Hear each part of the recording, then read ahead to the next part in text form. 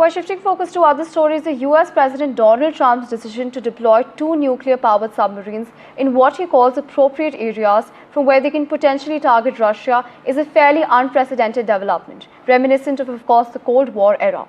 While many say that this is essentially posturing, since both Russia and the US, along with its NATO allies, never really stopped underwater nuclear ballistic missile submarine patrols. Now, of course, how does Trump's statement put the spotlight back on nuclear submarines, once the bedrock of the defenses of the US and, of course, the Soviet Union? Let's in fact listen into what Donald Trump had to say. Well, we had to do that. We just have to be careful. And a threat was made, and we didn't think it was appropriate, so I have to be very careful. So I do that on the basis of safety for our people. A threat was made by a former president of Russia, and we're going to protect our people.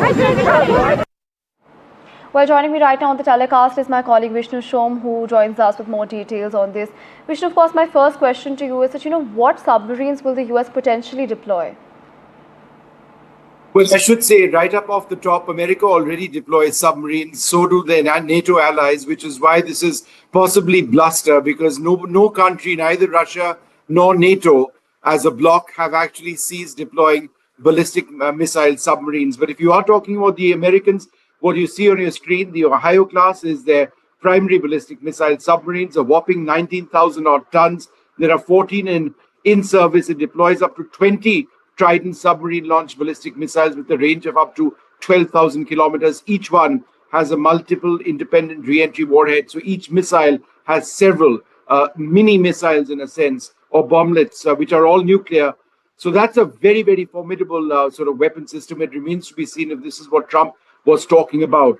But it's equally possible that America is moving in more fast attack submarines, because these are armed with cruise missiles, which America could use. The Virginia class, there are 24 in service. It fires the Tomahawk cruise missile. There's also the Seawolf class submarine. There are only 3 which have been built. They are smaller inside. They are somewhat smaller inside, somewhat larger in size, but they are very, very capable.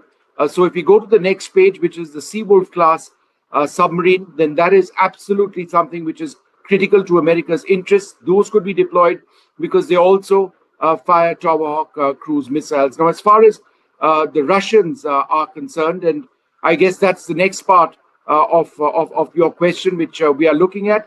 The Russians have got the Bore class ballistic missile submarine, and this becomes important.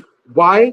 It becomes important because if the US deploys, then Russia would counter deploy. This is their frontline new submarine ballistic missile, 24,000 tons. There are 8 in service. It fires 16 submarine launched ballistic missile. Each one has also got a multiple independent re-entry warhead. There's also the Delta IV class, which is about 18,000 tons. They've got 6 in service.